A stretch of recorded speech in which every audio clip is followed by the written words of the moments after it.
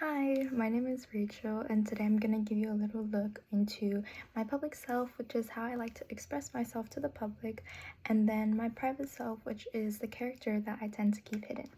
So as my vessel today, I have this cute little handbag that kind of goes with my first item. I had it hooked on there, but it's a dress. And then I chose this because I feel like a dress is really associated with being put together. It has like an outward appearance of feeling confident and comfortable, and then as if you put a lot of effort into it, and then I like to express that part of myself, seeming like I really have everything put together. And then the second item that I have for my public self is this keyboard. And then I chose this because I feel like being a gamer is a really big part of my personality, or not necessarily personality, but my character. It's where a lot of my close communities are, and then it's something that just takes up a really large part of my life.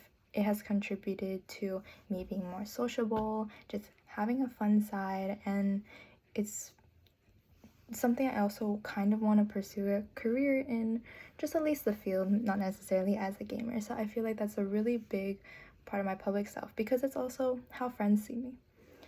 Now, as for my private self, inside here, the first item I have is this broken hand mirror.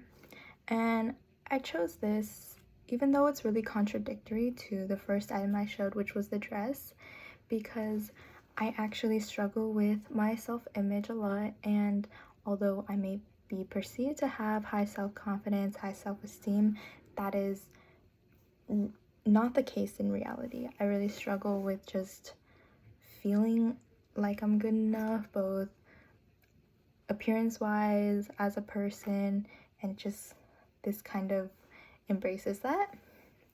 The second item for my private self is this incomplete planner.